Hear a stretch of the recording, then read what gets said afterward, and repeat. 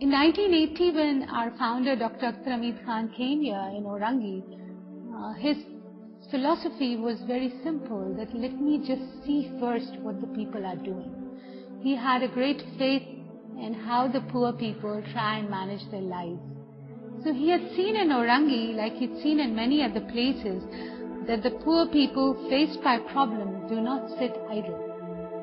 They try to resolve their own problems. They try to do a lot of self-help, which we had seen in Orangi. Everywhere people have built their own house, yeah? Everywhere people have made arrangements for water supply. 5 में कि 2 lakh plot Karachi और हैदराबाद में खाली पड़े हुए थे और इस 4 लाख आदमी कच्ची आबादी में रह रहे थे। तो ये जो मतलब ये एक वो है ना पैराडॉक्स, तो ये हर समझदार आदमी को मेरे ख्याल से मजबूर करता है कि इस पे सोचे। लेकिन हमारे यहाँ चूंकि लोग लगे हुए हैं दूसरे कामों में, तो सोचने की सलाहियत कम हो गई है, तवज्जो भी कम हो गई है, तो इस वजह से हमारे मसाइल पेचीदा होते जा रहे हैं। OPP philosophy is 4, yeah? 4 stages. 1, see with respect what people are doing. 2, observe with your own knowledge what they are doing. Meaning, if I am an architect, I will see something from the eye of the architect. If you are a doctor, you will see it like a doctor. If you are an electrical engineer, you will see it like one. Third is, learn from what the people are doing with a lot of humility. Meaning, first begin to learn to say, I do not know. I'm not the only one who knows everything. No, I don't know. I need to learn. Yeah? So, learn with humility, and finally, teach with gentleness. Do not be in a hurry. अच्छा, मगर उसमें जो मसला बुनियादी था कि sanitation का इंतजाम नहीं था। तो जो औरंगी पायलट प्रोजेक्ट है, उन्होंने देखा कि यहाँ कच्ची आबादी बन रही है, लेकिन इनकी हालत बड़ी खराब है, ठीक है, और सैनिटेशन और ड्रेनेज ना होने की वजह से मकानों को नुकसान पहुंचता है, गलियों में गंदगी रहती है। जब गलियों में गंदगी होगी तो सेहत भी खराब होगी, औरतें और बच्चे बीमार ज्यादा होंगे, ठीक। तो उन्होंने लोगों से बातचीत की कि भाई यहाँ पे आप सैनिटेशन, अगर आपने मकान खुद बनाया है तो सैनिटेशन भी कर लें। तो उन्होंने कहा हम तो नहीं करेंगे, तो सरकार का काम है। क्योंकि एक थिंकिंग हमारे यहाँ ये डेवलप हो गई है कि हर चीज सरकार को करनी है, हमें कुछ नहीं करना, चाहे कूड़ा उठाना हो, चाहे सैनिटेशन हो, चाहे कुछ हो, तो हमें कुछ नहीं करना। तो उनकी भी यही थिंकिंग। तो उनको 2 साल लगे ये बात समझाने में कि भाई ये काम जो है सरकार आपसे नहीं करेगी, क्योंकि आप कच्ची आबादी में रह रहे हैं और वो कहते हैं कि कच्ची आबादी में मालिकाना हकूक नहीं है, हमें टैक्स नहीं मिलते, तो हम यहाँ पे ये काम क्यों करें। तो न KDA न KMC ये काम नहीं करेगी, आपको खुद ही करना है। तो फिर आहिस्ता आहिस्ता उनकी बात समझ में आई।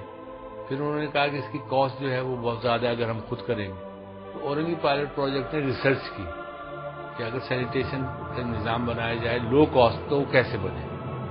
उसमें इंजीनियर्स और आर्किटेक्ट्स का रोल आ गया, जो अच्छे किस्म के समझदार लोग थे। उन्होंने कहा कि मिसाल के तौर पर अगर हम कॉस्ट 1/3 कर देते हैं, कि हम मैनहोल का डिजाइन चेंज कर दें, जो अननेसेसरी डिगिंग होती है या विड्थ होती है उसको हम अगर कम कर दें, तो कॉस्ट कम कर दें। तो उन्होंने कॉस्ट कम कर दी रिसर्च के जरिए। That wherever people faced by problems with sewage disposal have not sat idle. They have tried to make soak pits in the ground, a pit in the ground. They have invested 3,000 rupees. They have tried to lay pipelines. So that's where OPP came in. Now the OPP RTI carries it forward that people are trying to lay the pipelines, but why doesn't it work? Because people need a little technical guidance. Instead of the pipeline, initially in 1980s, being under the ground, they would quickly just save a little bit of money and lay it over the ground. Instead of being straight, the pipeline used to be zigzag. So that's where the OPP came in, that yes, people are investing money, let's just help them a little bit with technical guidance. For example, a sewerage pipeline has to be minimum 2 feet 6 inch below the ground. It has to be straight, yeah? And wherever it's passing, say in a lane of 20 houses, all 20 families have to come together to do the work. And if half the people don't agree and half the people cannot do the work, jo ho raha tha pehle na, that maybe in a lane of 20 families, 10 ne kaha ki okay, we'll do the work, and they would lay the pipeline this way. The other 10 would say, we don't talk to you, we lay the line like this, you don't do like that. So that is where the OPP methodology evolved, that one, we provide technical guidance to what people are doing already. Yeah. Second, we mobilize them so that they can come together in cooperative action. And the result has been that really it is not OPP program, as people say, that OPP ne bahut badhiya marka kiya. No, it's not, nothing badhiya. It's very simple that we have respected what people are doing and we have built on what existed.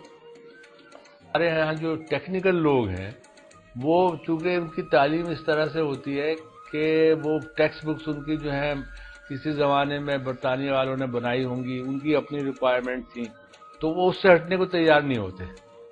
यानी उनकी कोई indigenous solution उनके पास नहीं होते, कोई creativity पैदा नहीं होती, कन्फाइंड रहते हैं. एक स्टीरियोटाइप जो कोर्स पढ़ा है, चाहे उनके टीचर हों चाहे स्टूडेंट्स हों, इसी तरह out of the box thinking नहीं है. जैसे आर्किटेक्ट्स हैं, उनका भी यही हाल है.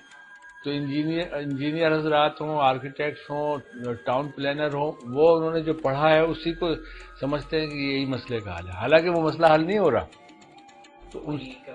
तो ऐसे लोगों ने हमें काफी अपोज किया कि ये जो आप काम कर रहे हैं ये सही नहीं है, ये सब स्टैंडर्ड है, ये चलने वाला नहीं है. ठीक है. तो हम अगर कुछ हमारे जैसे लोग साथ थे हमारे, तो उन्होंने कहा नहीं ये बिल्कुल सही है और ये इंशाल्लाह कामयाब होगा. That wherever people are involved in self-help community initiatives, OPP institutions support that with social and technical guidance. And why do we always say local resources? Because if you look at Pakistan's problem today, more than 40% of its budget is going into debt servicing. Another 40% is going into defense. 80% gone. 12% goes into servicing the government. So 92% gone. In 8%, what kind of development वही होगा? बात ये होती है हमारे मुल्क में सारा जो तरक्की का अमल है वो फॉरेन एड पे चलता है. तो जब फॉरेन एड वाले आते हैं तो वो अपने तरीक़ेकार भी लाते हैं, अपने आइडियाज भी लाते हैं, और वो बहुत महंगे होते हैं. हर चीज में आप देखें कि जो भी स्टैंडर्ड्स हैं उनके बहुत ऊंचे होते हैं. पैसा जो है उसकी उनके पास ज्यादा, वो तो एक लोन होता है, as a matter of fact loan होता है. तो उसमें कंसल्टेंट भी फायदा उठा रहे हैं, बड़ी तनख्वाह में इंजीनियर भी आ गए, बड़ी तनख्वाह में आर्किटेक्ट भी आ गए, और लोगों से नहीं बात करते, वो लोगों से पूछते ही नहीं मसला क्या है. तो ओपीपी का जो तरीक़ाकार है कि पहले लोगों का मतलब ये बातचीत करें, उनसे आइडेंटिफाई कराएं कि क्या मसला है, आप उनको नजर भी आ रहा है, फिर उसका तरीक़ाकार ढूंढें सस्ता, फिर उनको ऑर्गेनाइज करके कहें कि ये काम आप कर सकते हैं और टेक्निकल सोल्यूशन उनको दें. I don't like to use the word because there's nothing like Kachi Abadi. It's all people's housing or government's housing. Kachi Abadi is a word used by the government to show its isolation from what the poor are. इसी तरह फिर OPP का programme जो है कराची के दूसरे हिस्सों में भी फैल गया, फिर पाकिस्तान के दूसरे हिस्सों में चला गया. इस वक्त अगर आप देखें तो कम अज कम भी 50-60 पाकिस्तान के शहरों में सैनिटेशन का प्रोग्राम ओपीपी के मौजूद है. आप देखें, आपको मैं कहती हूँ कच्ची आबादी, आपके जहन में क्या आता है? टूटा फूटा mafia, illegal. But if I tell you people's housing, so it's very important to use the right word, and I always feel that we as professionals need to reflect the people's reality rather than the government. खुशी है कि आप मतलब कोई एक serious subject पे सोच रहे हैं, बात कर रहे हैं, और आप लोग ही अगर इस बात को समझेंगे, क्योंकि हमारी जो आपकी जो सीनियर जनरेशन है वो बात को समझती नहीं, वो स्टीरियोटाइप उसमें फंसे हुए हैं.